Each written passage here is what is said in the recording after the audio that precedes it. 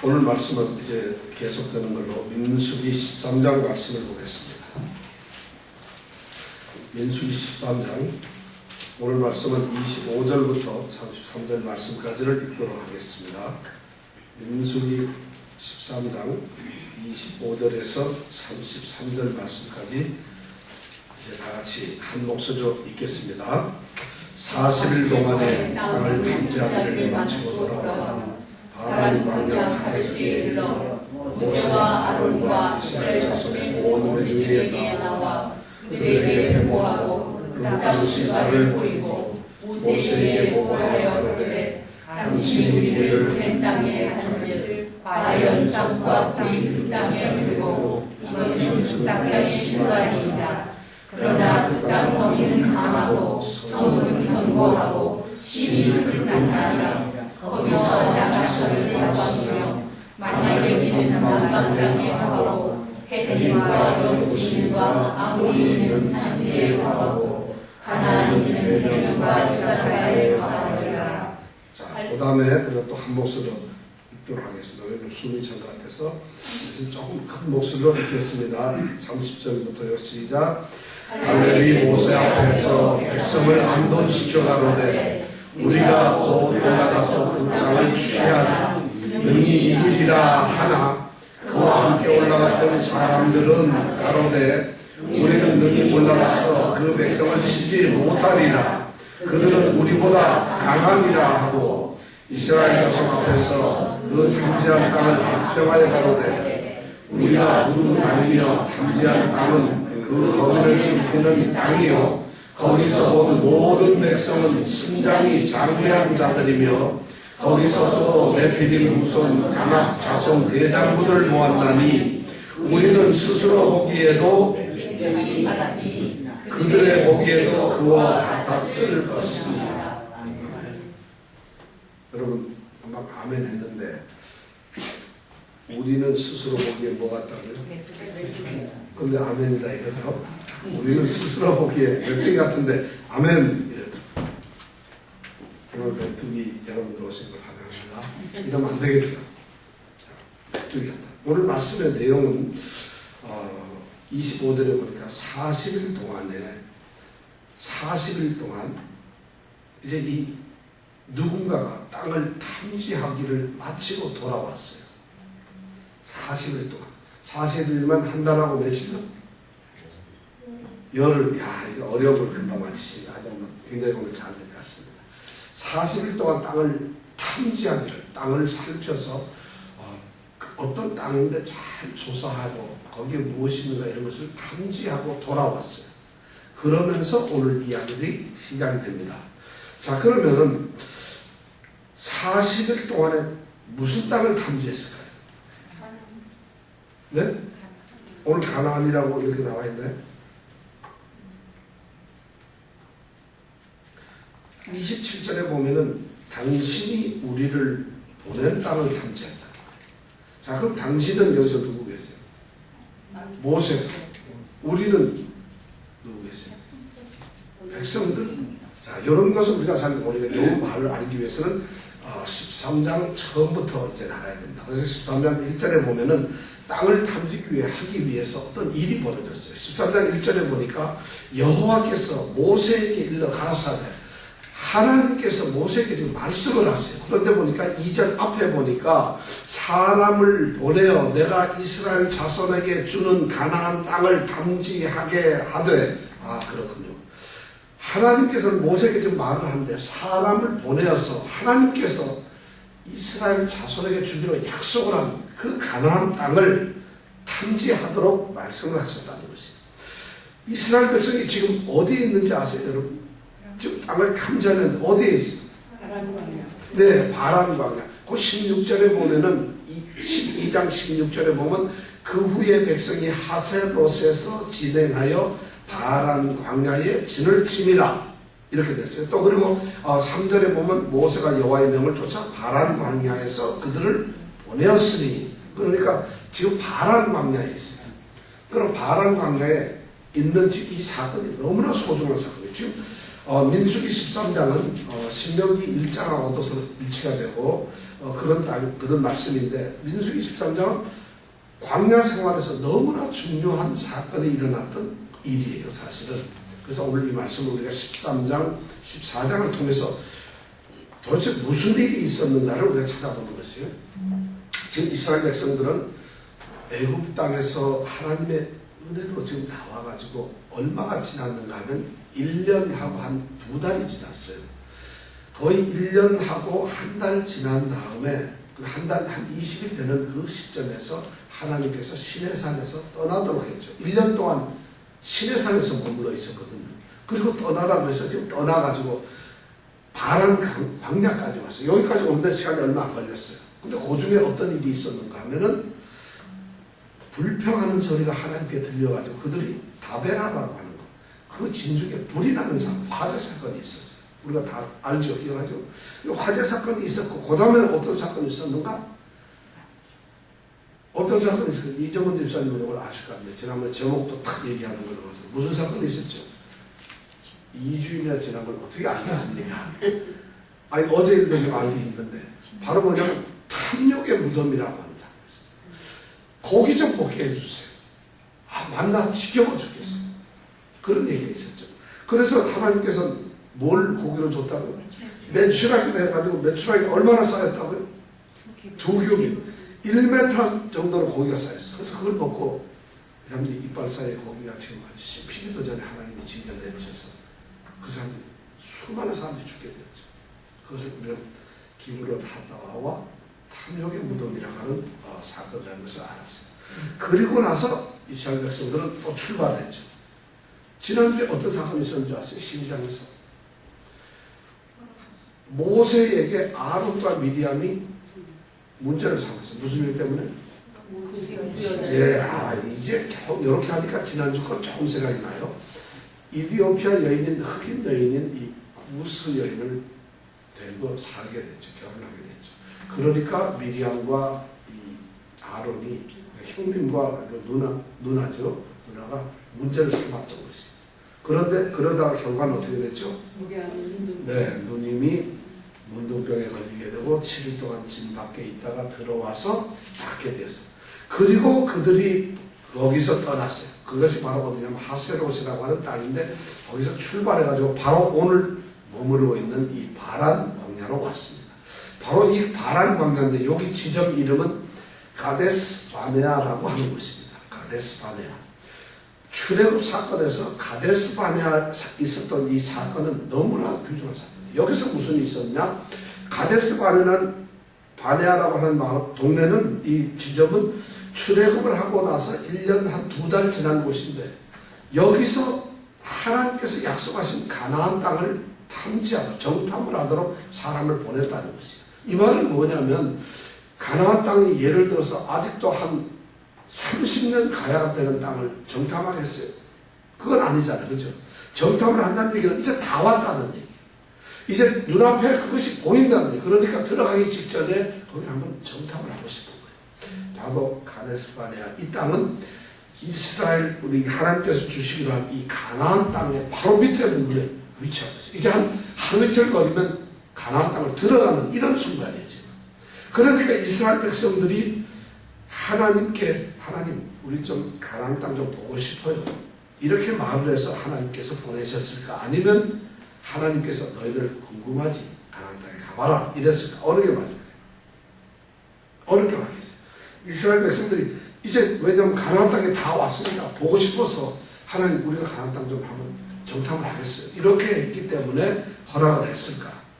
아니면 하나님께서 이 사람들이 오기에 너무 지쳤으니까 이제 드디어 가나안도 왔는데 이 이스라엘 백성들을 정탐을 시켜서 가나안 땅에 어떤 것을 좀 보도록 해야 되겠다. 이렇게 해서 명령을 했을 거예요. 어떤 거겠어요? 첫 번째? 두 번째? 이거 어렵습니다. 첫 번째, 두 번째. 근데 성경을 자주 많이 읽게 되면 이걸 알게 되죠. 우리가 신명기 1장 22절 한번 찾아보겠습니다. 신명기 1장 22절. 요 민수기 다음에 나오는 게 신명기예요. 민수기 다음에 나오는 것이 신명기인데, 신명기 1장 22절 한번 찾아보겠습니다. 1장 22절을 한 목소리로 다 읽어보겠습니다. 시작. 너희가 다 내 앞으로 나와 말하기를 우리가 사람을 약속 보내어 우리를 위하여 그 땅을 정탐하고 어느 길로 올라가야 할 것과 어느 성으로 들어가야 할 것을 우리에게 배우게 하자 하기에. 네. 자, 그럼 어떻게 됐어? 너희가 누구예요? 이스라엘 백성이죠. 다 내 앞으로. 내가 누구예요? 모세예요. 나와서 말을 하기를 우리가 사람을 보내서 한번 정탐합시다. 그래서 그 사람들이 정탐하고 온 다음에 가나안 땅이 어떤가 하면 얘기하도록 합시다 하는 내용이 바로 22절이에요. 신명기는 모세가 출애굽의 사건을 자기가 지금 회상하면서 신명기가 전체가 그렇게 쓰여 있는 거예요. 그 출애굽의 사건을 쭉 회상을 하면서 이 모세가 죽기 직전에 이스라엘 백성들에게 출애굽의 사건을 지금 하나하나 신학적으로 점검을 해주고 있는 사건, 회상을 기록하고 있는 사건이 신명기예요. 근데 그렇게 하고 있는데 거기에 보니까 너희들 가데스 바네아에서 있었던 일 알지? 너희가 가나안 땅 보고 싶다 그랬지? 그래서 내가 보내주기로 했지? 이 얘기를 하고 있는 거예요. 그러면 결국 이 얘기는 뭐냐? 이스라엘 백성들이 가나안 땅 근처에 오게 되니까 가나안 땅이 보고 싶었어요. 그런데 섣불리 갈 수가 없으니까 좀 대표를 보내서 가나안 땅을 좀 탐지하고 그런 다음에 우리가 그 소식을 한번 들어보겠다는 것이에요. 그래서 하나님이 허락하셔서 이제 모세에게 말씀을 하신 거죠. 2절에 보니까 탐지하게 하되 누가 탐지를 하느냐 하면은 2절에서부터 쭉 말씀이 나오는데 보니까 그 종족의 각 지파 중에서 이스라엘은 지파가 몇 개가 있죠? 네, 12지파가 있는데 지파 중에서 족장된 자 한 사람씩 보내라. 그럼 몇 명 보내는 거죠? 네, 12지파에서 족장이 되는 사람이 가는 거예요. 그래서 3절에 보니까 모세가 여호와의 명을 쫓아 바란 광야에서 그들을 보내었으니 그들은 다 이스라엘 자손의 두령이 된 사람, 대표다. 그러니까 각 족속에 예를 들어서 르우벤 지파에 시므온 지파, 유다 지파 뭐 이렇게 지파 쪽에서 12지파에 누구를 보냈다고? 그냥 젊은 친구 누구 하나 갔다 와라. 이게 아니고 그 지파를 대표하는 두령이 가는 거니까 결국 누가 가는 거예요? 이 민족의 우리 이 이스라엘 민족의 대표들이 다 뽑혀서 가는 거예요. 종족. 그렇죠? 대단히 중요한 사건이에요. 그들이 지금 가는 건데 얼마나 중요했으면 성경에 그 이름을 쭉 지파 이름을 쓰기 시작해요.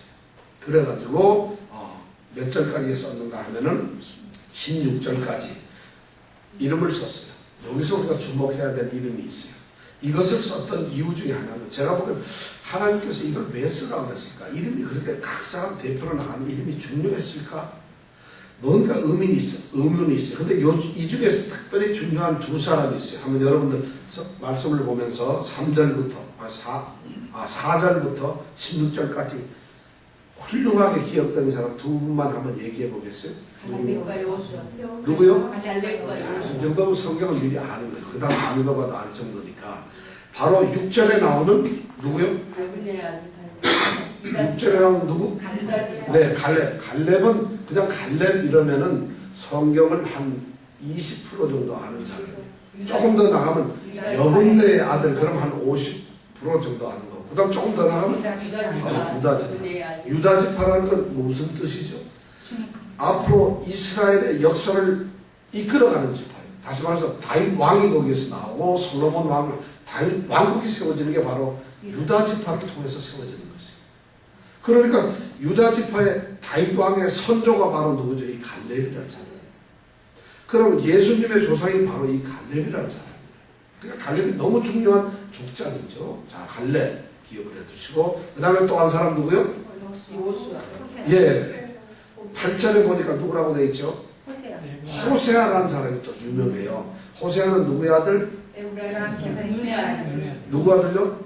예, 눈은 사람 이름이라고 제가 한번 얘기했죠. 자, 이 사람은 지파가 어디죠? 에브라임 지파는 요셉의 두 번째 아들. 므낫세가 첫 번째 아들이고 요셉의 두 번째 아들이 에브라임인데 에브라임의 지파예요. 이미 여기서부터 상당히 이스라엘 역사에 중요한 이야기들이 나오고 있어요. 호세아는 16절에 보니까 모세가 그 이름을 어떻게 바꾸었다고요? 여호수아. 호세아라는 이름은 구원이라고 하는 뜻인데 호세아라는 이름을 여호수아로 바꿨어요. 여호수아는 무슨 말이냐? 여호와의 구원이란 말이에요. 그러니까 이름을 벌써 바꿔놨어요. 이름을 바꿨다는 얘기는 의미가 있거든요. 이미 모세가 이때 여호수아를 뭘로 생각했을까요? 후계자로 생각했어요. 후계자로. 그러면 이스라엘이 지금 가나안 땅에 가기 위해서 출애굽을 해서 광야에 있는데 모세 다음의 지도자는 누구라고요? 여호수아가. 근데 이스라엘 민족이 가나안 땅에 들어가서 세우는, 이제 장차 세우게 될 왕국은 누가 세운다고요? 유다 족속이 세워요. 에브라임 지파는 정복을 하고, 그리고 에브라임 지파에서 이 여호수아가 모든 것을 하게 되고, 나중에 그 땅에서 왕을 세우는 것은 유다 지파에서 하는 것이죠. 그러니까 이 말은 무슨 말이냐면, 유다 지파와 에브라임 지파는 이때서부터 갈등을 하고 있어요. 유다 왕국이, 이스라엘이 이제 북이스라엘과 남유다로 나누어져요. 이건 나중에 얘기인데, 그때 남유다를 책임지고 있는 건 바로 유다 왕국이고, 북이스라엘 10개 지파를 책임지고 있는 것은 바로 이 에브라임 지파예요. 근데 그런 문제가 역사적으로 생기니까 지금 여기서부터 아주 굉장히 중요한 두 형제의 이야기를 기록하고 있다, 이런 뜻입니다. 여러분도 이걸 기억을 하고 있어요. 자, 그럼 에브라임 지파는 누구요? 야, 금방 이거는 갑자기 에브라임 지파의 누구? 지파의 여호수아, 이거는 외워두시고, 그 다음에 유다 지파의 갈렙, 이 두 사람이 끼어있는 12명의 대표들이 출발을 했다는 것이죠. 자, 그런데 이 두 사람, 이 12명을 선정을 해놓고 그들을 모아놓고 이 모세가 그들에게 어떻게 이 가나안 땅을 탐지해야 되는가를 구체적으로 설명을 해주고 있어요. 자, 탐지 어떻게 할 것이냐. 17절에 보니까 모세가 가나안 땅을 탐지하러 그들을 보내며 이르되, 자, 보내면서 말합니다. 너희는 남방길로 행하여 산지로 올라가서, 이렇게 말하고 있어요. 다시 말해서 무조건 공격해서 가는 것이 아니라 남방길로 가가지고 어디로 간다고? 산지로. 여기서 남방이라고 하는 요 말을 잘 기억해 주세요. 남자들이 있는 남방이 아니고 남쪽이라는 남방이 아니라, 요거는 성경에 보면 네게브라고 하는 말이에요. 네게브라는 말이 바로 이 남방이란 말이고, 남방이 네게브라는 말인데, 지명상 보면은 이스라엘 남쪽에 있는, 남서쪽으로 넓게 퍼져 있는 이 거의 사막과 비슷한 그런 땅을 네게브라고 합니다. 아브라함 시절에도 이미, 이 모세보다 훨씬 전에 아브라함 시절에도 이미 네게브라고 하는 땅 이름이 나옵니다. 남방이라고 하는 이름이. 그러니까 남방이라고 하는 것은 이스라엘, 가나안 땅의 가장 남쪽에 있는 사막지대 비슷한 곳인데, 거기를 뛰쳐서 올라가가지고 어디로 가라고요? 예, 이 말은 사막을 지나게 되면은 뭐가 보인다고요? 산지가 나타난다는 얘기겠죠. 왜냐하면 남방을 지났는데 갑자기 산지가 안 나타나고 평야가 나타나면 얼마나 당황이 되겠어요. 모세는 이미 이 가나안 땅을 알고 있다는 것이죠. 모세도 가나안 땅 한 번도 안 들어가 봤는데 명령을 내리면서 이런 이야기를 하고 있어요. 남방을 지나서 산지로 올라가라. 모세는 안 가봤는데 어떻게 할까요? 망원경으로 미리 봤을까요? 그럼 하나님이 아마 미리 말씀을 해주셨겠죠. 그러니까 모세는 이미 가야 할 가나안 땅을 알고 있는 것이에요. 여기 보니까. 그래서 하라. 그러면서 그냥 방향은 그렇게 정해 주는데, 그럼 가서 무엇을 탐지할 것이냐. 그 말씀이 바로 21절부터 22절 중 이렇게 8절까지 나오죠. 자, 그 다음에 보니까 18절에 보니까 19절, 20절까지 조사하라는 건데, 뭐 어떤 건 한번 읽어보겠습니다. 18절부터 시작. 그 땅의 어떠함을 탐지하라. 곧 그 땅 거민의 강약과 다소와 그들의 거하는 땅의 호구로와 거하는 성읍이 진영인지 산성인지와 토지의 후각과 수목의 유문이나 담대하라. 또 그 땅 실과를 가져오라 하니 그때는 포도가 조금 익을 즈음이 없더라. 26절에 그래서 올라갑니다. 조사하는 걸 보니까 그 땅의 어떠함을 탐지하라. 이렇게 설명을 해놓으니까 무슨 말인지 잘 못 알아듣겠어요. 근데 요건 뭐냐면 그 땅이 어떻게 생긴 것인지 땅을 한번 조사를 해봐라, 이런 말이에요. 땅이 어떻게 생겼는지.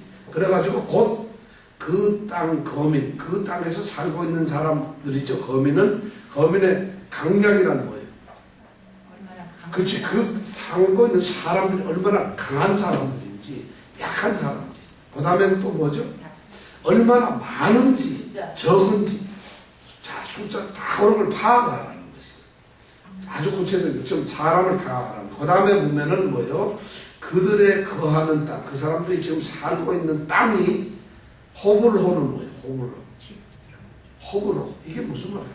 그 땅에 그들의 거하는 땅에 호불호. 네, 좋을호. 그 다음에 불호, 안 좋다. 좋은지 나쁜지 그 땅이 정말 사람이 사는데 좋은가 나쁜가. 이걸 좀 그렇게 쉽게 설명을 해줬으면 얼마나 좋겠어. 꼭 옛날 분들은 번역을 이렇게 해놨어요. 그러니까 그들의 거하는 땅에 뭐요? 좋고 안 좋고를 호불호와 그 다음에 거하는 성읍이 뭐예요? 진영인지 산성인지. 진영하고 산성은 여러분 어떻게 구분이 되겠어요? 이것도 또 어려운 말이에요. 자, 진영이냐 산성이냐. 이 말은 진영이란 말은 그들이 어떤 성벽을 세워서 살고 있는 것인지 아니면 산성이란 성벽을 높게 세웠다는 뜻이에요. 그러니까 그들이 살고 있는 게 우리처럼 텐트 치고 있느냐 아니면 성벽을 지어서 견고한 성으로 살고 있느냐 이걸 알아보라는 거예요. 그러니까 진영은 뭐예요? 우리처럼 텐트를 치고 있는 건지 산성은 제대로 성을 지어 있는 이걸 보라는 거죠. 그 다음에 20절 아주 어려운 단어가 나오네요. 토지의 후박과 후박이 뭘까요? 이정훈 집사님 웃으셨어요. 좀 아는 것 같아요. 후박이 수박을 잘못 썼다. 수박을 잘못 썼다. 저도 아무리 그건 잘 그렇게까지 생각을 못 해왔는데 엄청난 이야기입니다. 토지에 수박이 있는가 없는가를 보라는 거예요. 비옥한지 않았지. 네, 여기서 후박이라는 건 후는 토지가 아주 두텁다는 후는 두꺼운 후, 박은 얇은 다시 말하면 토지가 아주 비옥한지 아니면 비옥하지 않고 아주 거친 땅인지 이걸 보라는 거예요. 후박이라는 말은. 자, 그 다음에 수목의 유무 이건 무슨 말일까요? 자, 땅이 비옥한지 거친지를 보면서 그 땅 위에 수목, 나무나 풀이나 이런 것들이 유무 있느냐 없느냐. 되게 어렵네요. 그러니까 이거 지시받는 사람들이 그러니까 두려워요. 우리 같은 사람은 그거 탐지하라 그래도 어려워서 좀 안 갑니다 이렇게 될 텐데 두려움들이니까 알겠지, 그죠? 모세는 왜냐하면 우리가 지금 이 하나님이 약속한 땅 가나안 땅이에요. 근데 그 땅을 모르고 지금 가고 싶잖아요. 그러니까 그 땅을 하나님께서 허락하고 조사하라고 그러니까 모세는 하나님이 약속한 우리의 약속의 땅은 어떤 곳일까? 이것을 알려주고 싶은 거지. 그러니까 세세하게 그냥 가서 관광하지 말고 그냥 눈 뜨고 휙 돌아보지 말고 철저하게 보고 오라는 것이. 이렇게 얘기를 했을 때 의도가 있는 것이. 그건 뭐냐? 우리에게는 이렇게 아름다운 땅이 있다는 것이에요. 우리에게는 우리가 쟁취해야 될 하나님의 약속의 땅이 바로 이런 것이라는 것을 너희들이 알고 용기를 가져라. 힘을 내라. 그리고 아주 정말 해봐. 그러니까 이 모세가 20절에 보니까 담대하라는 말을 했어요. 담대하는 얘기는 철저하게 네가 자신감을 가지고 한번 너의 최선을 다해서 알아보라는 것이에요. 그러니까 모세가 여러분 한번 이 장면을 생각해보세요. 모세가 우리가 들어가야 될 그 가나안을 두령들 12명을 내보내면서 얼마나 가슴이 뿌듯하겠어요. 지금 하나님이 약속한 그 땅을 보라고 할 때 두려워가지고 대충 보고 와라. 이게 아니잖아요. 신바람이 나는 거예요. 지금 자, 너희들 그 생각도 못하지만 나는 다 알아. 가서 조사해봐라. 이러면서 자랑스럽게 얘기를 합니다. 그러니까 이 12명 두령도 어떨까요? 신났어요. 맞아, 바로 그거예요. 지금 그렇게 감격될 수가 없어요. 우리가 1년 2개월 동안을 출애굽해서 430년의 종살이에서 헤어져가지고 하나님 우리를 여기까지 끌어왔어요. 그래서 홍해도 가르치고 만나도 먹이고 메추라기도 먹이고 물도 먹이시고 그냥 아말렉하고 싸워서 이기게도 하신 이 하나님이 드디어 약속하신 여기까지 이끌어오신 그 하나님께서 약속한 가나안은 어떤 것일까? 전부 다가 지금 흥분 상태에 흥분 상태. 백성들도 그 말 듣고는 지금 빨리 12리 갔다 와서 얘기 좀 해줬으면 좋겠죠. 여러분 우리가 간 천국을 성경에 보면 그렇게 말해놓고 예수를 믿는 사람들에게 주어지는 축복, 은혜가 엄청나게 성경에 많은데 우리는 그거 듣거든. 그러니 어쩌라고 니나 가란 말이야. 이럴 수가 없다는 것이죠. 예수를 믿으면서 우리에게 주어지는 그 감격, 기쁨 이런 것이 만약 있다면 예배 시간에 졸 수가 없어요. 어떻게 졸겠어요, 그죠? 감격스럽다. 이럴 수가 있나요? 이게 안 되잖아요. 그걸 불가능한 거예요. 그래서 예배도 뜨거워지게 되는 것이고 우리의 삶도 하나님 앞에 뜨거워지는 것이죠. 바로 그래서 격려를 하기 위해서 하나님께서는 이스라엘 백성들로 하여금 올라가게 했어요. 자, 그들이 올라갔습니다. 21절에 보니까 이에 그들이 올라가서 땅을 탐지하되 어디서부터 어디까지요? 신광야에서 하맛거기 르홉에 이르렀고, 이 말이 또 중요합니다. 이 말은 이들이 지금 이 말에서 신광야에서 하맛이라고 하는 얘기는, 신광야는 네게부가 있는 그 남단 쪽의 광야를 우리가 신광야라고 해요. 그럼 이 말은 뭐냐면 남방 제일 끝에 가나안 땅 제일 밑에서부터 이 사람들이 올라가 가지고 하맛어기라고 하는 것은 가나안 땅 가장 북쪽에 있는 제일 끝에 있는 땅이에요. 그러니까 제일 남쪽에서 북쪽까지 갔다는 이 얘기는 뭐죠? 전부 다 하맛. 굉장히 중요한 단. 우리 대한민국 사람들은 백두에서 어디까지? 제주까지. 이거는 미국에서 어려운 사람들이 아니에요. 백두에서 어디까지? 바로 그런 거예요. 백두에서 한라까지 이러면 대한민국의 한반도를 전부 얘기하는 거예요. 그죠? 이스라엘 백성들도 똑같이 이스라엘 땅을 이야기할 때 신광야에서 하맛어기까지. 이건 옛날 말이고, 그거보다 더 성경에 자주 나오는 말은 단에서 부엘세바까지. 이런 말이에요. 단은 바로 하맛어기에 있는 최정상에 있는 도시 이름이 단이에요. 그래서 단에서부터 부엘세바, 여기에 보면 이제 부엘세바라는 땅이 앞으로 나옵니다. 뒤에 부엘세바는 남방 네게부에서 올라가자마자 있는 가장 큰 도시예요. 부엘세바. 그거를 지금 얘기하고 있는 거죠. 자, 그러니까 얼마나 이 사람들이 철저하게 땅을 받는지 몰라요. 그래서 또 남방으로 올라가서 제일 처음에 도착했던 것이 어디요?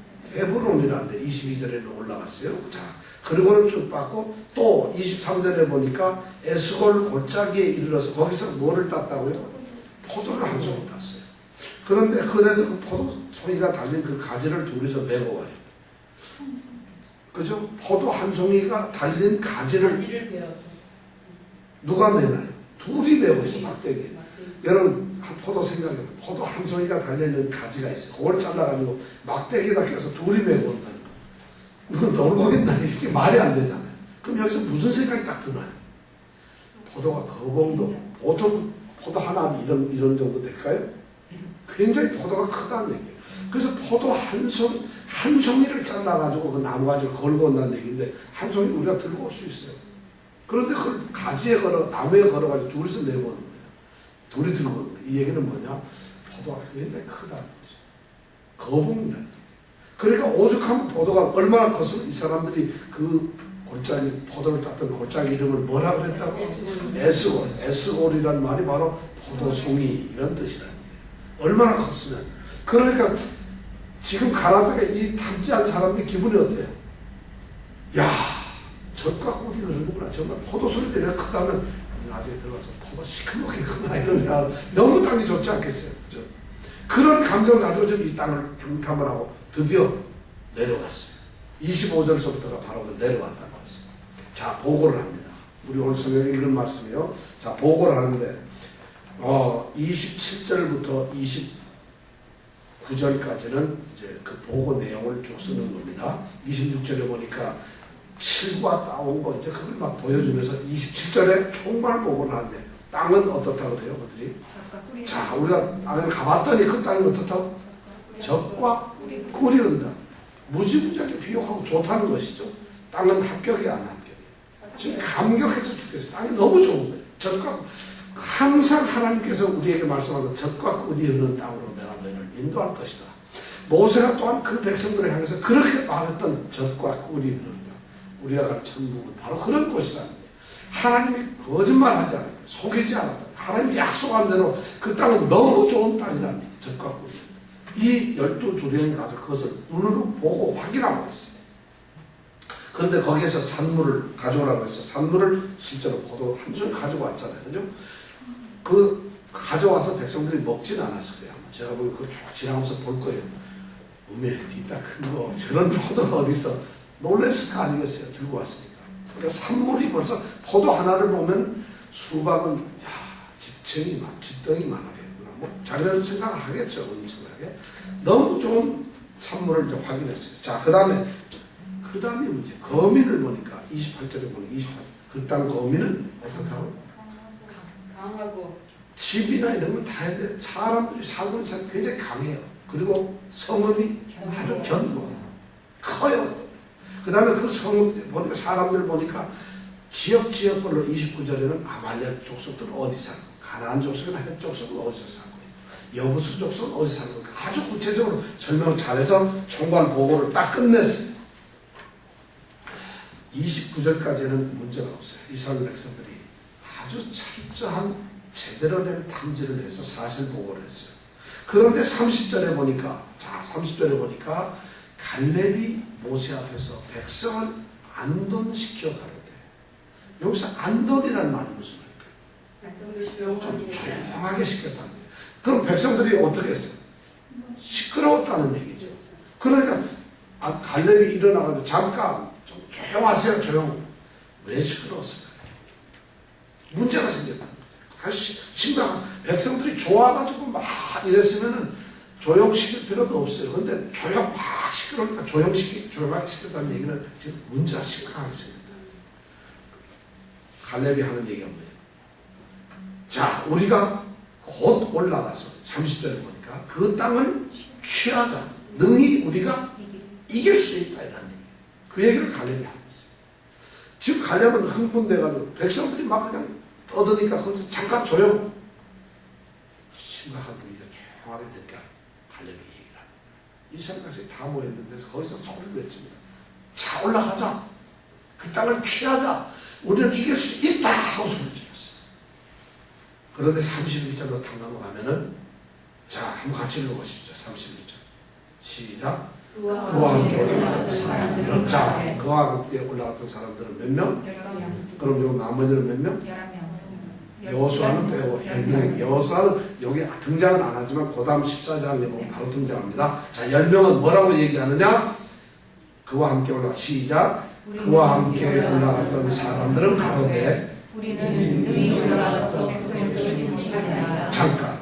우리는 올라갈 수도 없을 뿐만 아니라 그 백성을 치지 못하리라. 그 다음 계속요. 이유가 뭐예요? 그들은 우리보다 강하다는 것이. 자, 그 다음에 32절 계속. 이스라엘 자손 앞에서 그 탐지한 땅을 악평하여 가로되. 잠깐. 좀 전까지 땅이 어떻다 그랬어요? 총괄 보고 적과 꿀이 흐른다고 그렇게 막 입에서 침이 튀도록 자랑을 하고 좋아하던 사람들이 갑자기 여기서는 그 땅의 형편없다고 악평을 해요. 그러면서 뭐라고 하냐면 그 다음에 계속 가로되 우리가 탐지한 땅은 그 거민을 어떻게 해요? 죽인다. 그 거민들까지도 죽이는. 그 다음에 거기서 본 모든 백성은 신장이 장대한 자들이며 또 거기서 33절 거기서 또 네피림 후원 안악자손 대장부들을 보았다니. 오케이, 거기까지. 자, 그 땅은 거민을 삼키는 땅이고 거기서 본 누구요? 모든 백성 신장이 장대하다. 여기서부터 조금 과장을 합니다. 뻥을 치는 거예요. 그들이 봤던 모든 백성이 어떻다고요? 장대하다. 이거 두려움이 생기니까 가지 않으려고 하니까 거짓말합니다. 모든 백성이 장대했나요? 아니요, 절대로 아니에요. 근데 전부 다 장대하다고 이제 악평, 땅도 악평을 하고 이제 거민들에 대해서 거짓말을 하기 시작합니다. 자, 그러면서 33절에 보니까 거기서 또 네피림은 거인족 속으로, 이거는 말하는 거예요. 네피림은 창세기 6장에 노아 홍수 시대 그때 나왔던 종족이에요. 후손 안악자손 대장부를 보았어요. 그들 등치 큰 걸 우리가 봤어. 그랬더니 우리는 어떻게? 메뚜기 같다. 우리는 스스로 보기에도, 요거는 스스로 본다는 것은 우리가 우리를 봐도, 요 말이 우리가 우리를 봐도 뭐 같다고요? 메뚜기 같고, 우리가 우리를 봐도 메뚜기 같은데 그들이 보기에도 어떻게? 그들이 보기에도, 자, 그 거민들이 봐도 메뚜기 같고, 내가 봐도 우리가 메뚜기. 왜냐하면 상대가 너무 강대해. 이것이 13절 보호의 내용이라는 것이죠. 여기서 중대한 보호가 두 개가 나와요. 하나는 우리가 올라가서 그 땅을 취하자, 이길 수 있다 하는 갈렙을, 여호수아를 통해서 나는 보고가 하나 있어요. 또 나머지 10사람의 보호는 우리 올라갈 수 없어. 우리는 칠 수가 없어. 진다는 것이죠. 자, 땅이 좋다는 것은 인정이 돼 있어요. 그죠? 근데 땅이 좋은 인정이 돼 있는데 그 땅을 취하는데 문제가 생깁니다. 우리는 갈렙이나 여호수아는 땅은 좋으니까 그 당연히 우리가 취할 수 있는 것이라는 생각이고, 나머지 10사람은 땅은 좋지만 우리가 이길 수가 없다는 거예요. 그러니까 땅까지 나쁘게 말하는 것이죠. 여기서 우리는 하나님께서 이 말씀을 할 때 가나안 땅이란 우리 믿는 사람이 가지고 있는 하나님의 약속이라는 거죠. 하나님께서 우리에게 약속하신 것, 우리 믿는 사람들이 가지고 있을 수 있는 비전, 하나님이 우리에게 주신 그 모든 것을 지금 우리 13장에서 통해서 보고 있어요. 자, 약속, 하나님의 약속은 지금 사람들이 40일 동안 탐지하고 내려와서 그 땅을 보고 온 다음에 생각하는 것이 뭐냐면 하나님이 우리에게 약속하신 그 땅에 대해서 생각들이 달라지고 있다는 거죠. 이 말씀을 이렇게 보면서 하나님은 그 땅을 보고 견고하고 그 땅이 너무 비옥하다는 것을 통해서 이스라엘 백성들 이 12명을 통해서 그들을 위로하고 강하게 세워서 아주 자랑스럽게 해서 흥분하고 감동되게 해서 감격해서 빨리 이렇게 하고 싶었는데 이들은 전혀 다른 방향으로 합니다. 약속은 하나님께서 주시는 그 약속은 무슨 얘기냐? 여기 보니까 그냥 주어지는 것이 아니라 우리가 쟁취하는 것이라는 것이죠. 이것을 꼭 기억해야 돼요. 하나님이 우리에게 약속하신 위대한 하나님의 천국은 가만히 있으면 우리에게 꼭감 떨어지는 것이 아니라 우리가 천국을 쟁취하고 취하는 것이다. 왜냐하면 하나님께서 젖과 꿀이 흐르는 땅을 만들어만 놓으시고 아무도 없이 그냥 꿀이 젖과 꿀이 흐르도록, 젖은 양들이 얼마든지 먹고 젖을 짤 수 있을 정도로 초목이 아주 좋다는 뜻이죠. 꿀은 뭐예요? 벌꿀들이 날아다니서 그러니까 꿀을 생산할 수 있을 정도, 그 정도로 수목과 이 풀들이 아름답고 풍성하다는 뜻이거든요. 그럼 목축지도 좋고 그만큼 또 농경지도 좋은 그런 땅이란 말이죠.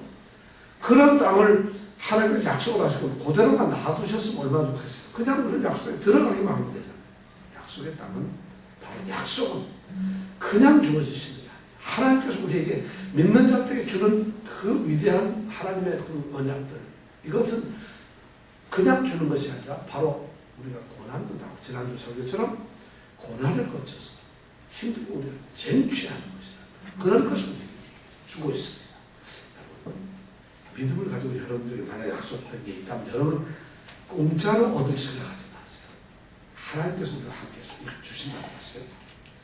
그 다음에 뭐냐면 우리가 약속을 하나님께서 하셨을 때 중요한 것은 뭐냐면 우리가 할 수 있는 건 하고 할 수 없는 것을 하는 그런 것이, 할 수 있는 것만 한다는 것이 아니라 우리가 이 약속을 할 때는 뭐냐면 반드시 해야 할 일이라는 것이에요. 우리 믿는 행위는 뭐냐면 이렇게 봐서 이거 할 수 있다 해서 하는 것이 아니라 해야 할 일을 반드시 해야 된다는 거죠. 하나님께서 약속한 것은 그게 어려우면 안 해도 되고 또 할 수만 있으면 하고 이러는 것이 아니에요. 우리 신앙생활은 신앙생활은 반드시 must 해야 되는 것이에요. 이들이 가나안 땅은 하나님께서 이렇게 보여주시고 미리 정탐했을 때 힘들기 때문에 이거 좀 안 해도 되는 것, 그런 것이 아니에요. 이들이 지금 1년 2개월 동안 쫓아왔던 이 땅은 반드시 쟁취해야 돼. 해야 할 땅이라는 것이에요. 하나님의 약속은, 우리의 약속을 이루기 위해서는 우리의 믿음이 중간에 포기되거나 타협되는 일이 아니라는 것이죠. 반드시 우리가 꼭 그것을 해야만 하는 그런 일로 보는 것이죠. 세 번째, 여기서 우리가 느낄 수 있는 것은 그 믿음의 길, 약속의 땅을 볼 때는 우리가 눈에 보이는 대로 봐서 보는 것이 아니라 우리가 보고 싶은 대로 본다는 것이에요. 사람들은 약속의 땅을 보고 너무 좋음에도 불구하고 어떤 사람은 그 좋은 것을 본대로 우리 가져야지 이런 것으로 보질 않는다는 거죠. 자기가 보고 싶은 대로 봐요. 너무 좋지만 어떤 사람은 이걸 뺏자, 우리가 쟁취하자 이런 눈으로 자기는 보고 싶었고, 어떤 사람들은 10명은 좋지만 이건 우리가 가질 수가 없다는 그런 자기의 안목으로 보고 있다는 것이죠. 사람들은 그렇게 보고 있어요. 믿음이 없는 것이죠. 즉 이 환경으로서 모든 것이 결정되는 것이 아니라 여기서 믿음으로 결정돼요. 약속이라는 것은 우리가 어떤 환경이 주어져서 환경이 잘 꾸려졌기 때문에 약속이 우리에게 이루어지는 것이 아니라 그 환경 속에 일어나는 우리의 믿음으로 쟁취가 됩니다. 하나님과 함께 하셔야 된다는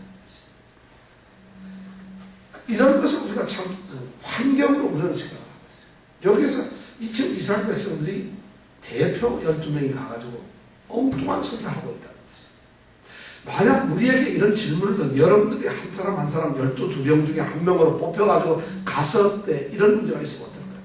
난생 한 번도 들어가 보지 못한 땅이 광야를 1년 2달 동안 고생해서 왔어요. 그리고 그 땅을 들어갔는데 너무 좋지만 보니까 현실적으로 우리의 상식적으로 그리고 우리 환경이나 여건으로 봤을 때 그 땅은 쟁취하기가 너무 힘들어요. 성문도 견고하죠. 거주하고 있는 사람들이 장대하죠. 우리는 오합지졸 싸움도 안 해본 정말 그런 사람들이고 이 사람들이 어떻게 이기겠냐. 하나님 다 해주세요. 아니면은 우리는 아예 포기하겠습니다 하는 이런 마음이 나올 수 있을 수 있다는 것이죠. 우리가 가도 그렇다는 것이죠. 신앙은 바로 그런 데 있어요. 우리 신앙생활 하시는 분들이 뭐 처음에 다 예수 믿고 다 나도 해서 웰컥하지만은 실제로 신앙생활은 쉬운 것이 아닙니다. 신앙생활은 어떻게 보면 너무 힘든 고난의 삶입니다. 신앙이라는 것 자체가 내가 하나님과 더불어 산다는 것은 이 세상에 살 때 너무 힘들게 살 수 있다는 전제가 담겨 있어요. 왜냐하면 그런데도 불구하고 하나님이기 때문에 하나님께서 우리와 함께 하시다는 것이죠. 그래서 하나님을 선택한다는 것이죠. 아주 좀 얼마 전에 오래됐는데 영국 런던에서 발표된 어떤 신문에서 말이죠. 아주 재미난 얘기를 했어요. 광고를 냈는데 광고가 뭐냐면 어떤 의견을 이제 대답을 했는데 가장 확실한 대답을 하는 사람에게는 보상을 하겠다. 상금을 엄청나게 주겠다. 근데 그 질문이 뭐냐면은 아주 재밌는 질문이에요. 뭐라고 하냐면 돈이라는 게 뭐냐 이래요. 우리가 말하는 돈이라는 게 뭐냐. 이런 질문을 해서 돈이라는 것이다. What is money? 이렇게 딱 해놓은 질문하고 여기에 대해서 가장 좋은 대답, 아주 분명한 대답을 한 그런 사람에게는 보상을 해요. 엄청난 상금이 걸려있어요.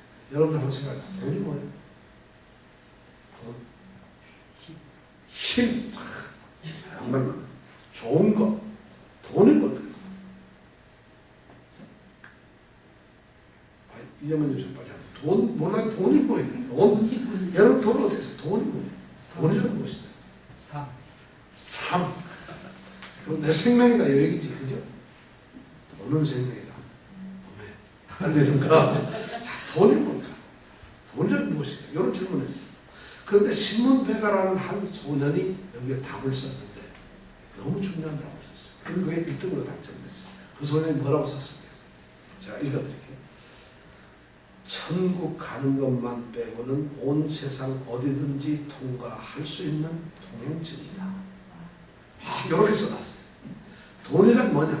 천국 가는 것만 빼고는 세상 어디든지 갈 수 있다. 그럼 통행증이랍니다. 그럼 이 돈이라는 천국은 갈 수 있어요? 없어요? 못 간다는 것이에요. 이 말은 아주 돈으로 세상에 무슨 짓을 다 할 수 있지만 천국은 절대 못 간다. 다시 말씀드려서 돈이 있게 되면 돈 가지고 이러다면 천국은 갈 수가 없다는 것이에요. 아주 의미 있는 이런 말을 다 썼어요. 그게 1등의 목표였어요. 이 신문 돌리는 이 소년이 그렇게 됐어요. 돈으로 어디든지 갈 수 있어요. 우리는 돈이냐 하나님이냐 세상이냐 하나님이냐 이런 선택을 우리는 할 수밖에 없는데 사실 선택거리도 안 되는 것인데 바로 돈을 얘기했더니 세상에서는 뭐든지 할 수 있지만 하나님께 갈 수 없다는 것이에요. 하나님께 갈 수 있는 길은 딱 하나라는 것이죠. 이런 질문을 탁 하고 있어요. 그러니까 세상 사람들에게 물어보면은 이 말이 사실 이해가 가요. 우리가 신앙생활을 하고 하나님의 사람을 선택됐을 때 주님께서 우리의 죄의 짐을 다 지셨다는 것이에요. 그리고 우리가 우리의 십자가를 지고 간다는 것이에요. 여러분 죄의 짐이 무거울까요? 안 무거울까요? 십자가가 무거울까요? 안 무거울까요? 사실 굉장히 무거운 것이에요.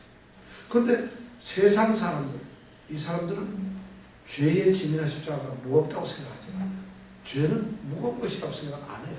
죄가 뭐 무겁냐 이렇게 생각합니다. 그러나 죄가 무엇인가 아는 우리 그리스도인들은 죄가 얼마나 무거운지를 알아요. 어떤 목사님이 그런 걸 물어봤어요.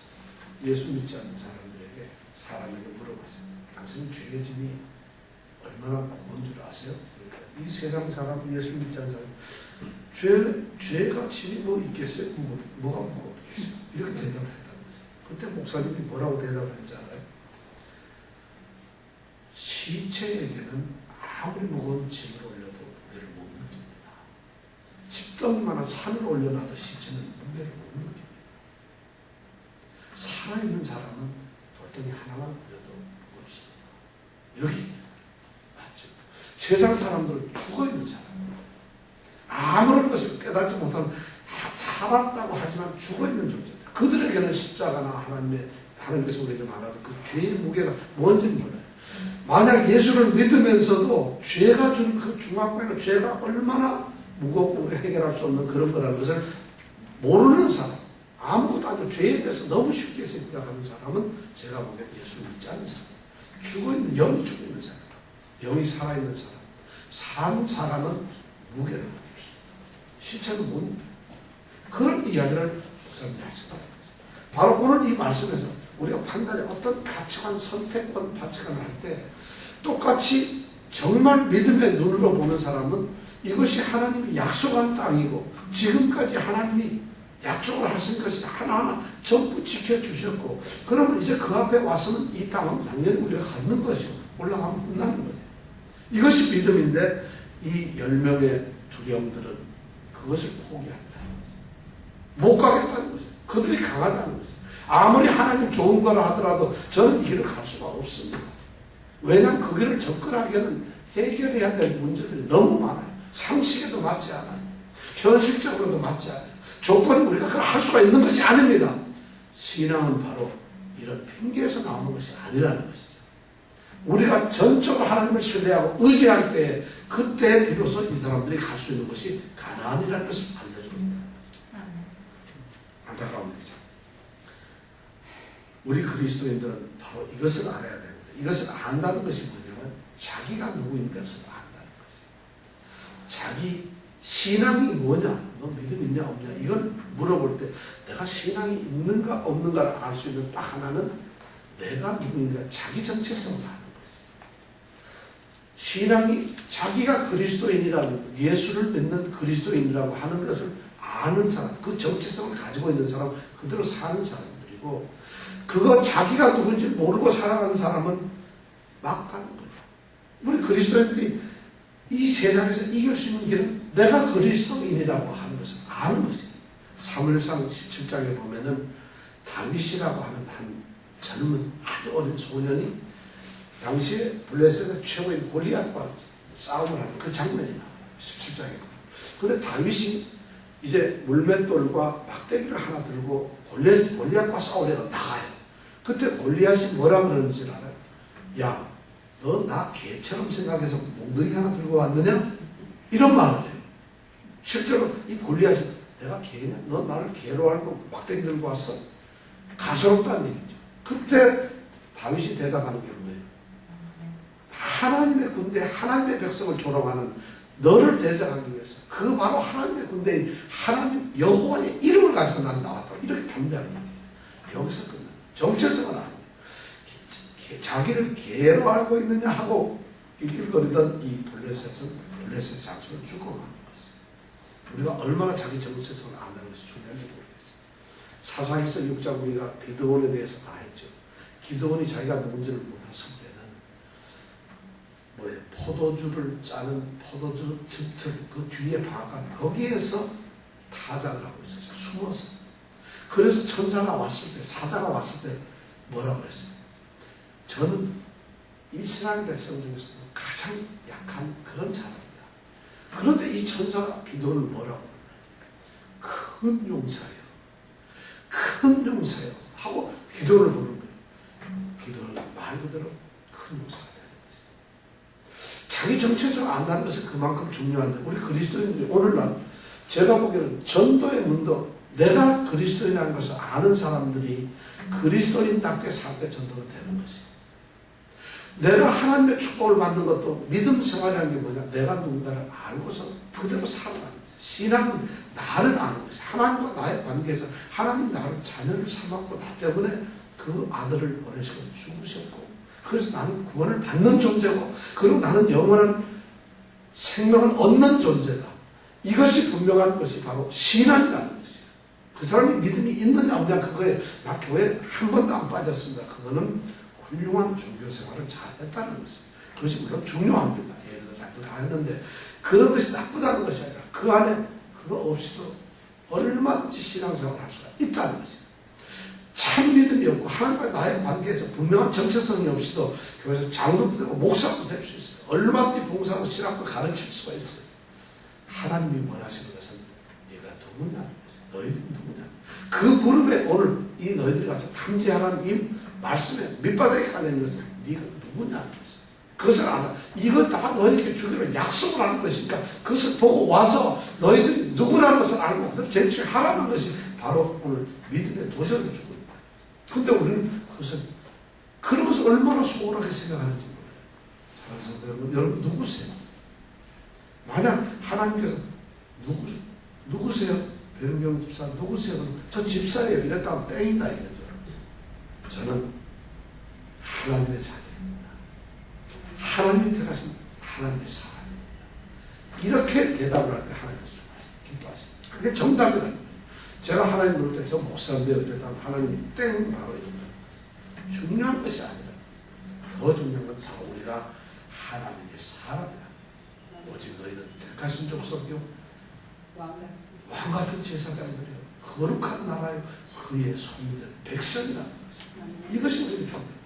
오늘 이 민수기 13절 말씀을 통해서 그것이 회복되면은 가나안은 바로 우리의 것이고 우리가 능히 올라가서 그 땅을 취하다 능히 이기리라 이 말씀이 나올 수밖에 없다. 이 은혜가 우리에게 넘치기를 바랍니다. 자, 이런 믿음을 생각하면서 우리가 같이 한번 기도하겠습니다. 정말 내가 이런 믿음을 가질 수 있는 건가? 내가 이런 존재로서 내 자신을 인정하고 있는 건가? 약속의 땅은 주어졌습니다. 그러나 주어진 것이 아니라 만드는 것이고 약속의 땅을 우리가 해도 되고 안 되고 되는 것이 아니라 믿음의 삶을 바로 해야 할 일을 하는 것이에요. 그 땅을 볼 때 그냥 보이는 대로 본 사람은 아무것도 할 수가 없어요. 우리가 볼 수 있는 눈을 가지고서 봐야 된다는 것이에요. 왜냐하면 그것은 환경이 우리에게 주는 것이 아니라 우리의 믿음으로 주는 것입니다. 이런 믿음의 사람이 우리가 되기를 원합니다. 자, 어려운 걸 생각하면서 우리가 기도하겠습니다. 우리가 얼마나 우리 자신을 비하시키고 우리 자신을 비천하게 생각했는지 모릅니다. 얼마나 우리가 우리 자신을 몰랐기 때문에 이 세상에서 두려움을 가지고 살았는지도 모릅니다. 우리가 우리 자신을 몰랐기 때문에 이 세상에서 얼마나 엉뚱하게 하나님과 관계없이 살았는지도 모릅니다. 이 60만은 하나님의 백성이고 하나님의 자녀들과 하나님 나라라고 하나님이 선언하셨어요. 너희들은 내 백성이다. 나는 너희 하나님이다. 이 말씀을 듣고 출애굽을 하고 있었던 이 백성들이 그 하나님을 잃어버렸어요. 10명의 두령들이 잃어버렸어요. 함께 기도합니다. 우리의 믿음을 위해서 기도합니다. 우리 교회가 이 믿음을 회복하게 해주세요. 내 자신 이 믿음을 회복하게 해주세요. 그래서 내가 누군가를 바로 알았을 때 참된 믿음을 가질 수 있다는 것을 깨닫게 해주세요. 함께 기도합니다.